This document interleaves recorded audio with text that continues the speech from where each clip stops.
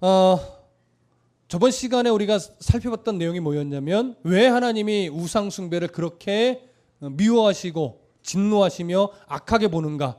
왜 우상 숭배를 하나님이 나를 버렸다라고 판단하시는가에 대해서 살펴봤습니다. 그들의 우상 숭배는 단순하게 바알을 섬겼다, 아스다롯을 섬겼다 이런 차원에 머무르는 것이 아니라 스스로가 뭐가 되는 행위라고요? 스스로가 바알이 되고자 하는 그런 행위였기 때문에 더 큰 문제가 있는 것이었습니다. 그렇기 때문에 하나님은 자신 스스로가 바알이 되려고 하는 그 어리석은 모습을 바라보며 음행한다라고 하면서 진노하셨고 그들이 어디를 가든지 하나님이 재앙 가운데 던지신다고 했습니다. 그래서 어디를 가든지라는 표현이 너무나 중요했었죠. 당시 지역신의 개념을 갖고 있지만 하나님은 지역신의 개념에 묶여 계신 분이 아니라 온 우주 만물을 어느 지역이든 어느 장소든 하나님은 다스리는 분이시다. 그걸 어느 지역신도 허상이기 때문에 하나님의 진노하심을 막을 수 없다. 이런 사실을 보여주는 내용이었습니다. 오늘 본문은 이렇게 괴로움을 당하는 이스라엘에게 하나님이 사사를 세워주심으로 구원해 주시는 그런 내용으로 들어가게 됩니다. 사사기를 우리가 시작한 지 벌써 12주째인데 사사란 말이 이제야 나오는 겁니다. 사실은. 그렇죠? 사사란 말이 이제야 나오는 것이고 사사기에 담겨진 서론적 내용은 다음 시간까지면 끝납니다. 이제 다음 시간까지 하면 드디어 이제 사사의 이야기로 들어가게 되죠. 그래서 아직도 우리는 사사기 서론 부분을 하고 있는 거예요. 12주째 하고 있는데도 이제 서론을 아직 못 벗어난 거나 사실 마찬가지입니다. 왜 사사기가 이렇게 3장 초입에까지 서론적인 내용을 담고 있을까요? 너무나 그 서론적인 내용이 중요하기 때문에 사사들의 내용을 아는 것보다도 더 중요한 건 사사시대를 하나님이 전체적으로 어떻게 보고 계시는가 이걸 아는 게 더 중요하기 때문에 그렇습니다. 그래서 오늘 드디어 사사라고 하는 표현이 시작되는 구절로 들어가게 됩니다. 16절 다 같이 읽어보겠습니다. 16절 시작. 여호와께서 사사들을 세우사 노략자의 손에서 그들을 구원하게 하셨으니 자 하나님께서 사사들을 세워서 이스라엘을 노략자의 손에서 구원해 주셨다라고 합니다. 사사라는 단어가 이제 드디어 나오지요. 오늘 본문에 나오는 사사는 샤파트라고도 하고 다른 데 보면 쇼페팀 이런 표현으로도 나오는데 기본적으로 사사라고 하는 단어가 가지고 있는 의미는 재판관이라는 의미입니다. 기본적으로는 재판관. 그런데 이러한 재판관의 의미를 가지고 있는 사사는요. 어느 때부터 어느 기간까지 유효하게 세워졌던 자들이냐면 가나안 정복을 시작한 이후부터 그러니까 쉽게 얘기하면 여호수아 이후부터를 얘기하는 겁니다. 여호수아가 죽고 그 이후부터 사사시대가 시작이 돼서 왕정시대가 시작되기 전까지 그러니까 사울왕이 왕으로 등극하기 전까지 시대를 사사시대로 보는 겁니다. 그때까지 이 사사들은요 하나님의 뜻을 전달하는 대리자 역할을 했어요. 그것만이 아니라 이스라엘 안에 분쟁이 일어나면 그 분쟁을 재판하면서 다투지 않도록 하면서 이스라엘을 하나가 되도록 이렇게 이끌어가는 역할을 했습니다. 그러면서 중요한 역할 중 빼놓으면 안 되는 세 번째 역할이 뭐냐면 군 지휘관으로서의 역할이에요. 군 지휘관으로서 이스라엘을 대적자의 손에서 구원해내는 그런 역할을 하던 인물이 누구냐? 바로 사사입니다. 그렇기 때문에 사사는 어떤 이스라엘의 입장에서 보면 정치적인 또 군사적인 또 어떤 사법적인 이런 지도자가 되는 거예요. 그러니까 제사장은 아니기 때문에 종교적으로까지 들어가기는 조금 애매한 부분이 있어요. 그래서 정치, 군사, 사법적인 지도자 역할을 감당한 것이지 그런 것에 어떤 권세를 가진 자다 이렇게 보기도 조금 어려운 면이 있기는 합니다. 자, 왜 제가 방금 왜 권세적으로 보기 좀 어렵다고 했냐면 이 사사는요 왕처럼 세습을 하는 권세가 아니기 때문에 그래요. 네. 하나님이 필요한 때에 필요한 곳에 세우셔서 단회적으로 사용했던 말하자면 역할이 사사예요. 그리고 사사라고 하는 것은요 이스라엘 12지파 중에 꼭 한 명일 필요도 없습니다. 하나님 필요하면 이쪽 지파에 한 사람을 세우고 또 저쪽 지파에 또 한 사람을 세우고 이렇게 복수적으로도 세울 수 있어요. 그래서 사사는 왕은 아닌 거죠. 사사는 이스라엘 전체에 영향을 미칠 수도 있지만 좁게는 어디에 영향만 미치고 끝날 수 있냐면 한 지파 안에서만 영향을 미치고도 그 역할을 끝낼 수도 있는 거예요. 그래서 사사는 철저하게 하나님의 필요에 의해서 하나님께서 세우시는 그런 역할을 맡은 자예요. 그래서 오늘 성경이 사사들이란 복수를 쓰고 있는 겁니다. 이 내용에서 좀 우리가 중요하게 봐야 될 건 뭐냐면 사사라고 하는 것은요, 어떤 자신의 어떤 의지적인 결단, 그 결단을 가지고 사사가 될 수 있는 것도 아니에요. 그렇다고 해서 사람들이 결의를 해서 이 사람을 사사로 세웁시다 해서 세워질 수 있는 것도 아니에요. 사사는 오직 하나님의 뜻에 의해 하나님의 영으로 선택을 받아 그가 사사가 될 수 있는 것이지 사람의 어떤 개입이 들어가서 세워질 수 있는 역할이 아니라는 걸 하는 겁니다. 이것이 지금 사사가 가지고 있는 아주 중요한 의미입니다. 하나님이 필요하다고 여기실 때 필요한 곳에 그 역할을 위해서만 세웠다가 그가 죽을 때까지 사사 역할을 감당할 수도 있는 것이고 아니면 어느 정도 역할하고 그 역할을 더 이상 못하게 하실 수도 있는 거예요. 그래서 사사는 왕처럼 세습하는 자가 아니라 단회적으로 필요할 때만 세우는 거다. 그러니까 한 사사가 세워지고 끝나면 바로 또 사사를 세워주는 것도 아니라고 하는 거예요. 그러니까 계속 연이어서 세우는 것도 아니고 한 사람만 세워야 되는 것도 아니고 세습이 되는 권세도 아니고 하나님이 이스라엘의 구원이라고 하는 어떤 목표 아래서 필요할 때 필요한 곳을 세웠다가 그 역할을 다하면 그냥 끝나는 그것이 바로 사사라고 하는 역할입니다. 그러니 사사를 세워주었다라고 하는 것은 사실 하나님이 이스라엘을 구원한다라고 하는 큰 은혜를 베풀었다. 이런 의미가 되는 거죠. 그렇다면 사사를 세웠다라고 하는 것은 이스라엘 백성들 입장에서 매우 감사한 일이고 긍정적인 일입니다. 무슨 말씀인지 이해되시죠? 근데 이상하게 16절은 사사를 세워서 구원했다라고 하는 표현을 쓰기는 하는데 이 문장 자체가 긍정적으로 표현되지 않고 이상하게 어떻게 표현된 것 같아요? 부정적으로 표현되어 있어요. 끝에가 어떻게 됐어요? 여호와께서 사사들을 세우사 노략자의 손에서 그들을 구원하게 하셨으나 이렇게 돼 있죠. 부정적인 의미로 연결을 합니다. 그렇다면 당연히 다음 절은 이 하나님이 사사를 세우신 은혜에 합당한 내용으로 연결되는 것이 아닐 것을 우리가 예상하게 되는 거죠. 무슨 말씀인지 이해되시죠? 그러면 다음 구절을 보겠습니다. 17절 다 같이 읽어보겠습니다. 시작. 그들이 그 사사들에게도 순종하지 아니하고 오히려 다른 신들을 따라가 음행하며 그들에게 절하고 여호와의 명령을 순종하던 그들의 조상들이 행하던 길에서 속히 치우쳐 떠나서 그와 같이 행하지 아니하였더라. 자, 사사기 전체를 바라보는 하나님의 평가예요. 어떤 한 부분을 말하는 것이 아니고 사사기 전체를 하나님이 보니까 지금 사사기 저자가 어떻게 평가를 하는 거냐면 사사들에게도 뭐하지 않았다? 순종하지 않았다라고 하는 거예요. 그러니까 이 말은요, 꼭 사사가 세워졌으면 사사가 구원의 역할이 끝나면 사사를 대적하고 업신여기고 꼭 이랬단 얘기는 아니에요. 어떤 면에서는 삼손 때 같은 경우는 삼손을 어떻게 했죠? 잡아서 블레셋에게 넘겨주기까지 한 흔적도 있어요.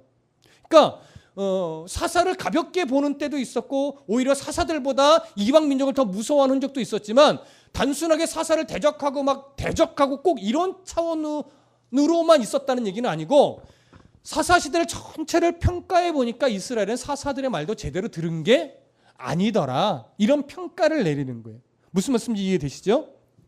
자, 그렇게 평가를 내리고 그 다음에 이 평가는 이스라엘의 타락이 어느 정도였는가를 지금 보여주는 그런 표현이라고 말씀드릴 수 있습니다. 그렇게 사사들에게 온전하게 순종하지 않았을 뿐만 아니라 오늘 성경은 또 뭐라고 말하냐면 오히려 다른 신들을 따라가 음행하며 그들에게 절했다 이렇게 표현합니다. 자, 우리는 이미 앞 시간에 그들이 우상들을 따라간 이유가 뭐냐를 확인했었어요. 그 우상들을 따라간 이유의 어떤 밑바탕은 결국 뭐였습니까? 풍요의 근원을 누구라고 여긴 거예요?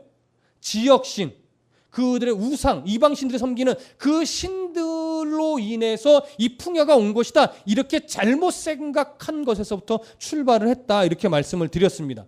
그래서 그 지역의 신으로 여겨지던 대표적으로 바알과 아스타롯을 섬기게 된 거죠. 그 이외에 여러 신들도 섬겼지만 대표적으로 그래서 그런 신들을 따라가 음행했다라고 합니다. 자, 음행이라는 표현이 이 단어가요. 히브리어로 자나예요. 자나. 이 자나라는 단어는 창녀라는 말입니다. 예. 우리가 창세기 38장에서 이 단어를 살펴봤었어요. 처음에 유다가 며느리를 알아보지 못하고 표현했던 것은 자나예요. 일반 창녀로 표현했지만 뒤로 가면 신전창기의 단어를 썼죠. 어쨌든 거기에 자나라고 하는 일반 창녀라는 의미의 단어를 여기서 쓰고 있어요. 그러니까 이 그림을 떠올려 보면 이스라엘이 영적으로 우상을 따라갔으니 물론 음행한 건 맞는데 꼭 그것만이 아니라 육적으로도 신전창기와 성행위를 하는 이런 음행을 같이 저지른, 그러니까 영적으로 육적으로 다 음행했음을 우리는 이 단어에서 연상해 떠올리게 될 수 있는 거죠.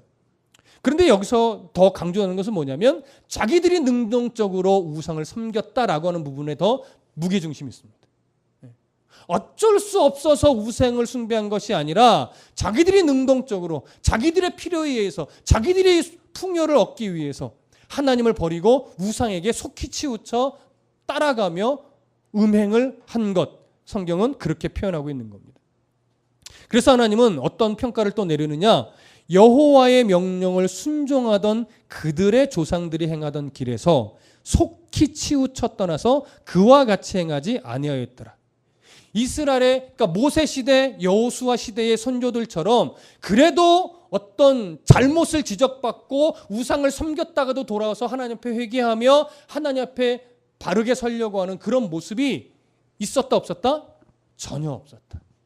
그래서 굉장히 빨리 우상에게 치우쳐 따라가고 경배하고 섬기는 이런 어리석은 모습을 보였다라고 하는 것이죠. 자, 모세와 여호수아 때는 그래도 그들이 책망을 받고 교정을 받고 또 하나님의 어떤 뜻을 가지고 계신 다시 가르침을 받고 그러면서 어떻게 자꾸 되돌아왔죠. 근데 사사시대로 딱 들어가면서부터는 뭐가 없어요? 지도자가 없어요.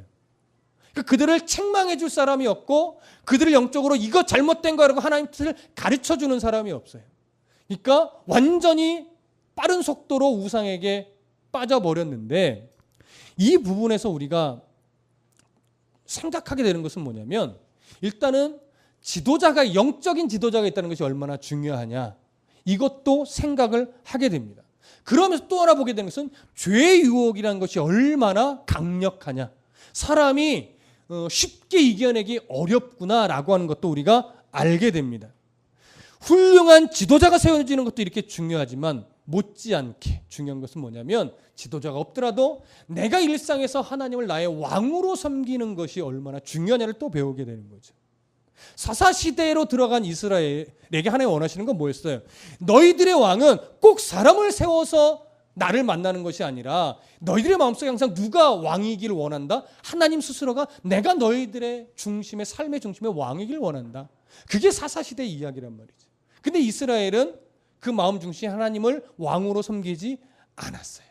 그래서 사사기에 2번이나 걸쳐서 그때의 왕이 없으므로 자기 소견에 오른 대로 행하였다라는 표현을 2번이나 쓰고 있는 거예요.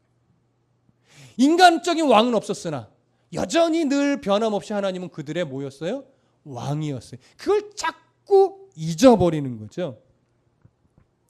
그래서 오전에도 말씀을 드렸듯이 하나님이 우리의 왕입니다. 이 사실을 계속해서 바르게 알려주고 보여주고 들려주고 깨닫게 해주는 교회. 이게 좋은 교회예요. 근데 하나님이 왕이심을 알려주는 이 중요성보다 사람을 드러내고 어떤 일을 드러내고 무엇인가 외적인 걸 자꾸 드러내고 뭐 열심만 강조하고 이건 교회는 활발해질 수 있으나 하나님을 왕으로 섬기는 건강한 교회는 되기 어려운 거지. 이 시대에 필요한 것도 그거예요. 지도자가 없어요. 상관없어요. 누가 왕이시니까. 하나님이 왕이시니까. 그 부분에 자꾸 실패하고 있는 겁니다. 자, 18절로 넘어가겠습니다. 18절 함께 읽습니다. 시작. 여호와께서 그들을 위하여 사사들을 세우실 때에 그 사사와 함께 하셨고 그 사사가 사는 날 동안에는 여호와께서 그들을 대적의 손에서 구원하셨으니 이는 그들이 대적에게 압박과 괴롭게 함을 받아 슬피 부르짖으며 여호와께서 뜻을 돌이키셨음이거늘. 자, 우리를 주목하게 하는 건 이겁니다. 여호와께서 그들을 대적의 손에서 구원하셨다. 누구를 통해서? 사사를 통해서입니다. 하나님이 고통받고 있는 이스라엘을 위해서 사사들을 세웠어요. 그리고 그 사사들이 사는 날 동안은 하나님이 여호와께서 이스라엘과 함께 하심으로 대적의 손에서 구원해 주셨습니다. 여기 사사들의 사는 날 동안이라고 하는 표현은요, 죽을 때까지라는 의미도 담겨 있을 수 있지만 하나님이 사람을 사사로 쓰시는 때까지 그 동안 사사 역할을 감당하게 하실 때까지는 하나님이 함께 하셨다라고 하는 거예요. 자, 그러니까 하나님께서 이스라엘을 위해서 하나님이 친히 사사를 세우셨고 또 사사들이 사사의 역할을 감당할 동안에는 하나님이 함께 하셔서 대적의 손에서 구원해 주셨어요. 자, 누가 다 일을 했어요? 사사가 일한 것처럼 보이지만 사실 사사가 일한 것이 아니라 하나님이 다 일하신 거예요. 무슨 말씀인지 이해되시죠? 그렇기 때문에 사사기는 철저하게 사사들의 영웅담이 될 수 없는 겁니다. 우리가 이 어릴 때 교회 학교에서 배우는 위험적인 요소 중에 하나가 뭐냐면 사사들을 어떤 성경의 영웅일기처럼 배우는 위험성이 커요. 앞으로 우리가 더 적나라하게 보게 될 게 기드온 같은 경우죠. 기드온은 분명히 훌륭한 일을 해냈으나 그게 기드온의 영웅담일 수 없습니다. 근데 우리는 자꾸 뭘 배워요? 기드온과 300용사의 뭘 배우자? 믿음의 용기를 배우자. 기드온을 우리가 들어가면 더 자세하게 배우지만 기드온의 이야기에는 기드온과 300용사의 영웅적인 믿음의 용기가 들어있지 않습니다. 사실은. 그들을 결국 쓰신 하나님이 결국 승리를 주신 것이지 기드온을 높이는 내용이 없단 말이죠. 그런 것처럼 다른 사사들의 이야기도 마찬가지입니다. 그걸 앞으로 우리가 더 정확하게 배워갈 겁니다. 사사들은요, 우리가 사사기의 전체 사사들의 이야기를 앞으로 차근차근 훑어가다 보면 어떤 사사도 고통받는 이스라엘을 바라보면서 안타까운 심정을 가지고 스스로 결단하여 사사가 된 인물이 하나도 없습니다. 하나님이 억지로 불러내어서 참 겁많고 참 연약한 기드온 같은 사람, 포도주 틀에서 몰래 숨어서 자기 가족들끼리만 먹으려고 밀을 타작하던 그런 기드온같이 연약한 사람을 하나님이 불러내어서 사사로 만든 거죠. 그런 내용이란 말이에요. 어느 누구도 백성에서 그래 내가 한번 사사의 역할을 감당해보자 막 용기 있게 막 앞장서서 나가서 나를 따르라 했던 인물이 없어요. 그래서 사사기는 잘 봐야 돼요. 우리 한 개인의 영웅담을 그리고 있지 않다라고 하는 것이죠. 자, 그렇기 때문에 오늘 18절에서는요 우리가 사사는 하나님이 세우신 거구나 이 부분을 하나 보시고 나서 또 이어서 주목해야 될 부분이 어디냐면 중간이에요. 이는 그러니까 사사들을 통해서 대적의 손에서 하나님이 구원하셨고 이는 그들이 대적에게 압박과 괴롭게 함을 받아 슬피 부르짖음으로 여호와께서 뜻을 돌이키셨다라고 하는 내용을 주목해 봐야 됩니다. 무슨 얘기냐면 자 보세요. 저를 보세요. 이스라엘이 대적들의 손에서 압박과 고통을 받고 있어요. 그렇게 해서 하나님 앞에 어떻게 했대요? 부르짖었대요. 그래서 하나님이 그 부르짖음을 듣고 그들을 어떻게 하셨대요? 뜻을 돌이켰대. 뜻을 돌이켰다는 건 뭐예요? 다시 구원해줬다는 얘기죠. 그럼 이들이 했던 부르짖음 회개로 볼 수 있을까요? 없을까요? 이 부분을 봐야 되는 거예요. 이들이 고통 중에 부르짖었어요. 이 부르짖음이 하나님을 보게 했고 하나님은 그 부르짖음을 보고 뜻을 돌이켜서 구원해 줬단 말이죠. 이 부르짖음은 회개일까요? 아닐까요? 그러면 하나님은 회개하지도 않은 이스라엘 백성을 구원해내요? 그것도 아닌 것 같아요? 그럼 부르짖음은 뭐고 하나님은 왜 뜻을 돌이키셨을까요? 그 부분을 우리가 이제 찾아보자는 거죠. 답을 내라는 게 아니고 이제 찾아보자는 거죠. 자, 이들의 부르짖음, 히브리어로는 느아카라고 하는 단어입니다. 느아카. 단어적 의미는 이겁니다. 고통소리, 신음소리.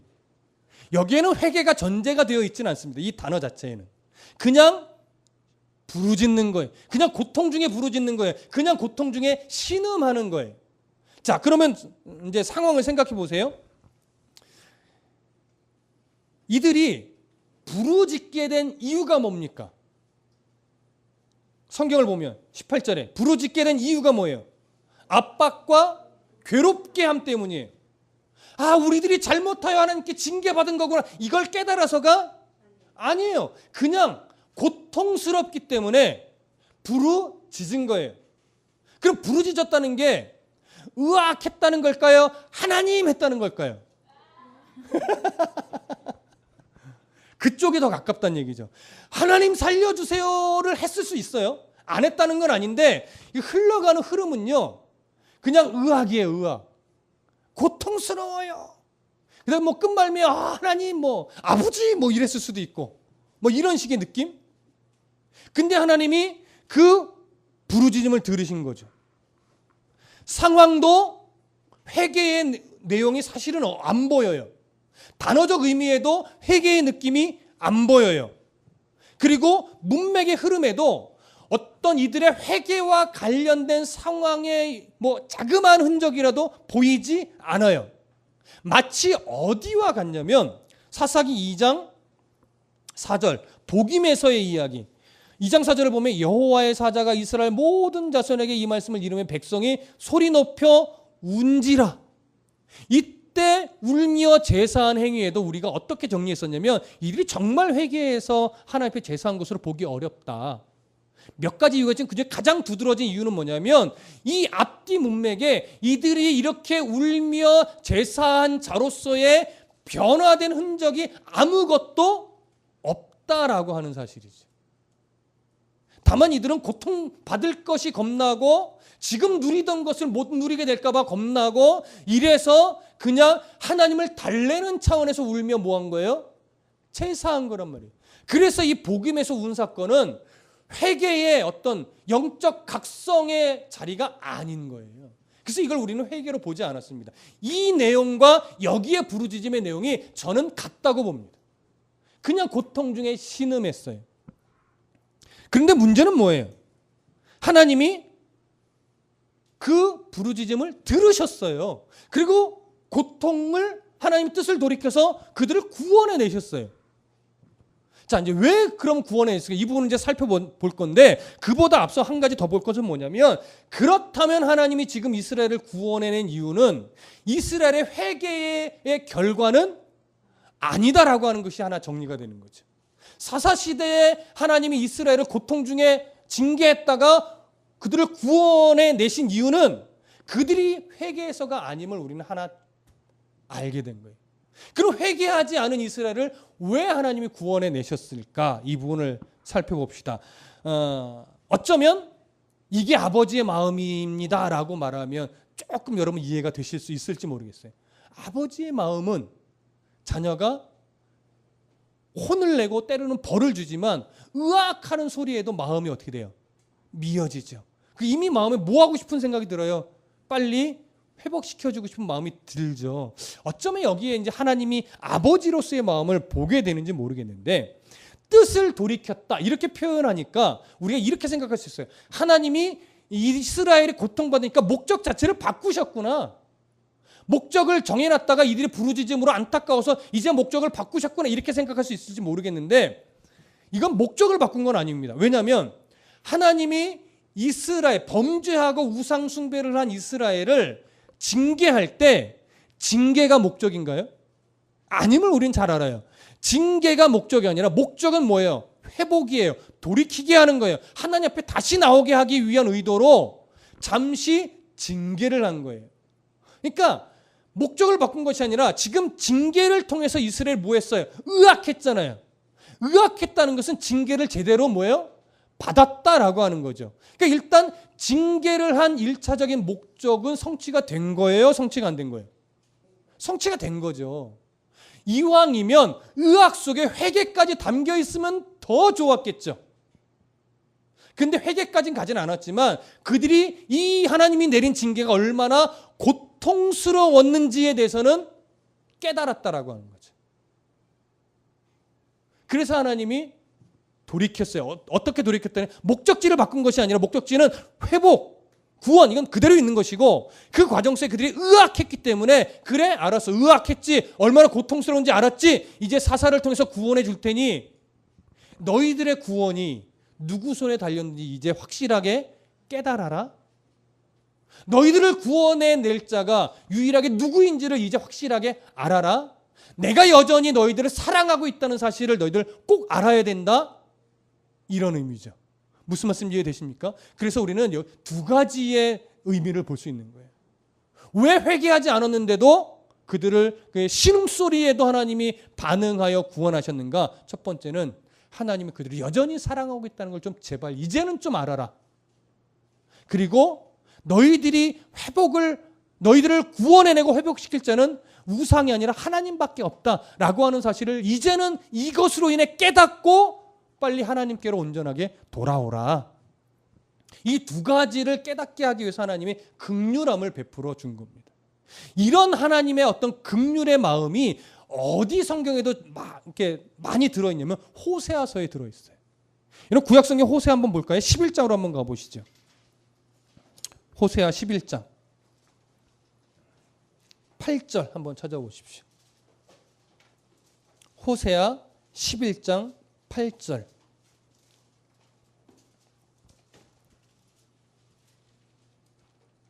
호세아 11장 8절. 함께 읽겠습니다. 시작. 에브라임이여 내가 어찌 너를 놓겠느냐? 이스라엘이여 내가 어찌 너를 버리겠느냐? 내가 어찌 너를 아드마같이 놓겠느냐? 어찌 너를 스보임같이 두겠느냐? 내 마음이 내 속에서 돌이키어 나의 긍휼이 온전히 불붙듯 하도다. 자, 이 말은요, 호세아 시대의 북이스라엘이 하나님께로 돌아오려고 하지 않았습니다. 계속해서 우상을 숭배하고 악한 습성을 버리지를 않았어요. 그래서 하나님이 결국 이 북이스라엘을 아수르에 멸망시키겠다고 선언하셨어요. 그래서 이들이 이제 멸망 가운데 곧 던져지는데 하나님이 그 모습을 바라보면서 마음에 어떤 생각을 하냐면 이렇게 말씀하신 거예요. 내가 너희들을 분명히 멸망을 시킨다. 아수르에 멸망시키는 건 바뀌지 않을 거다. 근데 멸망시킨다고 해서 내가 너희를 어떻게 아드마같이 스보임같이, 이건 어디냐면 소돔과 고모라 성이 멸망할 때 같이 멸망한 주변 작은 도성이에요. 작은 성읍이에요. 그들처럼 내가 어찌 너희를 그냥 놔둘 수 있겠느냐. 이런 하나님의 절절한 마음이. 이건 뭐냐면 너희들이 분명히 내가 너희들의 악행으로 말미암아 죄악으로 말미암아 아수르에 멸망시킬 텐데 내가 뭐 기분이 좋은 줄 아느냐? 너희들을 멸망시키면서 내가 뭐 고소해하는 줄 아느냐? 내 마음이 더 아프다. 내 마음이. 그래서 멸망한 결과가 너희들의 최종적인 결과가 되게 놔두지는 않을 거다라고 하는 거예요. 왜? 하나님의 나라를 문 닫을 게 아니기 때문에. 무슨 이해되세요? 우리의 인생 속에 하나님이요 고통 중에 놔두실 때가 있어요. 우리의 연약함 때문에, 우리의 죄악 때문에 하나님이 징계에 처 회복을 위한 징계로서 어려움 중에 고난 중에 던지시는 경우도 있고, 욥처럼 아무 이유 없지만 그 더 우리를 견고한 하나님의 백성 되게 하기 위해 그냥 고난 중에 놔두실 때도 있죠. 우리는 그때 초반에 욥처럼 뭐예요 하나님? 나는 알 수 없어요. 너무해요. 나는 내 생일까지 저주해. 막 이런 식으로 항변할 수도 있지요. 그럼 한 가지 못 보는 게 있어요. 하나님이 우리를 그런 어려움 중에, 고난 중에, 혼란 중에 놔두실 때 하나님의 두 눈에 뭐가 맺혀 있는지를 우리는 못 봐요.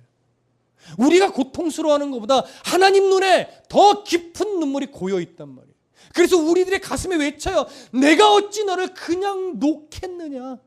내가 너를 어찌 그냥 고통 중에 그냥 그 고통이 너희들의 삶이 되라고 그냥 내버려 둘 수 있겠느냐? 이게 뭐예요? 내가 너를 얼마나 사랑하는데, 내가 왜 너를 고통 중에 놔둘 수밖에 없는지 그걸 좀 생각하면 안 되겠니? 내가 너를 고통 중에 놔둘 때 너의 인생 속에 뭘 바라보고 있는지 그걸 좀 생각해 볼 수 없겠니? 그게 하나님의 마음이라는 거죠. 내가 너를 어찌 아드마같이 스보임같이 놔두겠느냐. 지금 사사시대를 바라보면서 하나님의 마음도 동일합니다. 그들을 악행 때문에 이 이방 민족의 앞주서 속에 던져놓을 때 하나님이 고소하다고 생각하지 않는단 말이에요.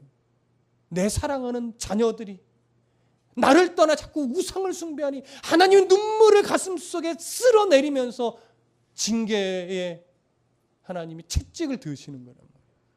그래서 그 신음만 봐도 하나님이 반가운 거예요. 이제는 돌이키겠지. 그 신음소리만 듣고도 하나님이 그래 이제 구원하면 좀 정신을 차리겠지. 이게 물론 인간적인 지금 제가 표현을 하는 거예요. 육신의 아버지와 같은 표현을 하는 건데 이제는 좀 돌이키겠지. 이제는 우상에게로 안 가겠지. 내가 이렇게 사랑을 베푸는데. 근데 하나님은 계속 뭐예요? 속아 주시는 거지. 왜요? 사랑하니까. 사랑하니까. 부모가 몰라서 자녀들한테 속아주나요? 알죠. 어떤 자식은 그걸 이용해 먹기도 하죠. 이렇게 하면 아빠는 용서해 주실 거야. 그럴 때는 더 심한 매를 들기도 하지만 그래도 또 부모는 뭐예요? 속아줍니다. 왜? 언젠가는 저 자식을 하나님이 책임져서 회복시킬 걸 아니까. 그 부분에 있어서는 우리가 의심하지 않으니까. 지금 내 눈앞에 보이는 것이 참 답답해서 환장을 노리시라 정말로 어떻게 하면 좋으나 부모된 입장에서 답답한 거지 끝내 하나님이 그 자식을 버리시지 않을 건 아니까. 그래서 알면서도 속아주는 겁니다. 우리는 이 마음을 좀 많이 배울 수 있으면 좋겠습니다. 그렇기 때문에 내 마음이 긍휼이 불붙는다라고 하는 것, 그 오늘 하나님이 오늘 사사기에서 뜻을 돌이켰다라고 하는 것, 그것은 바로 하나님의 사랑을 이제는 좀 깨달으라고 하는 거죠.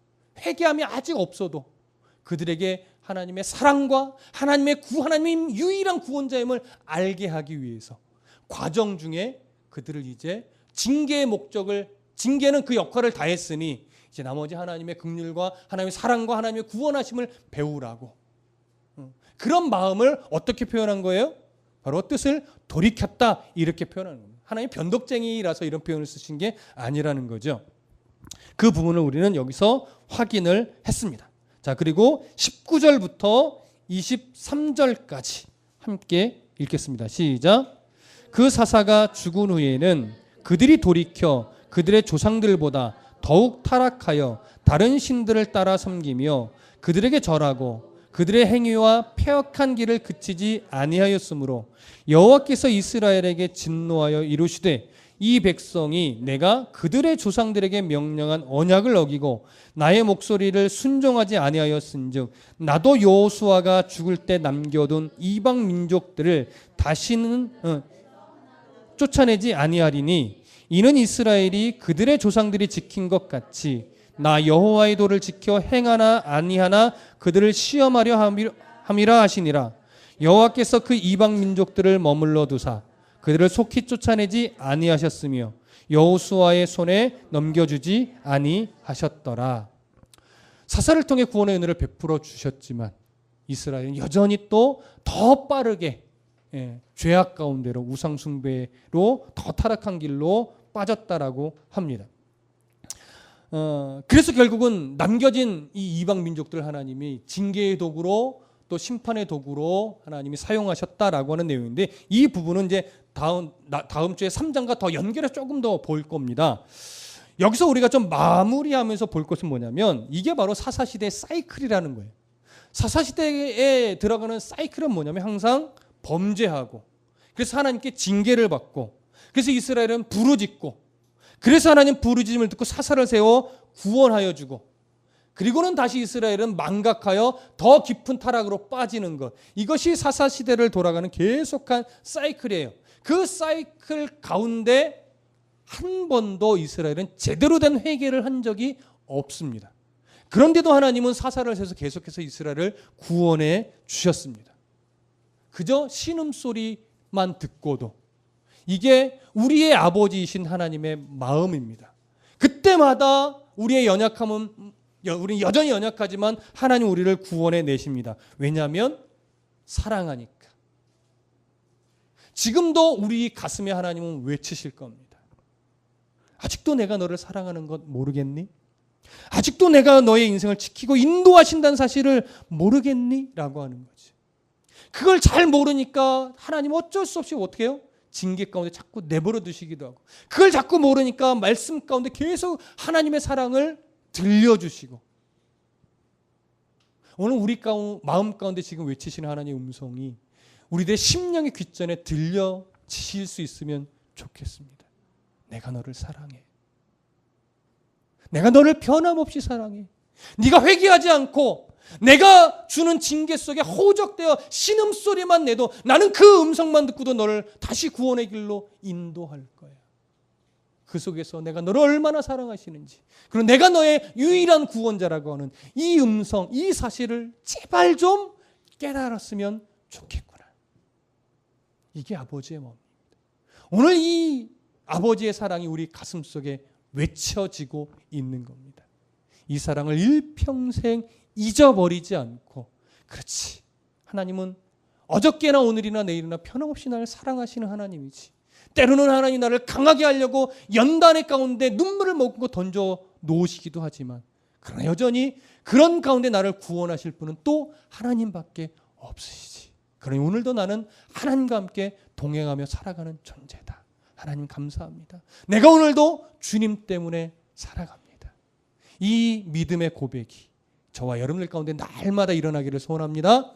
기도하겠습니다.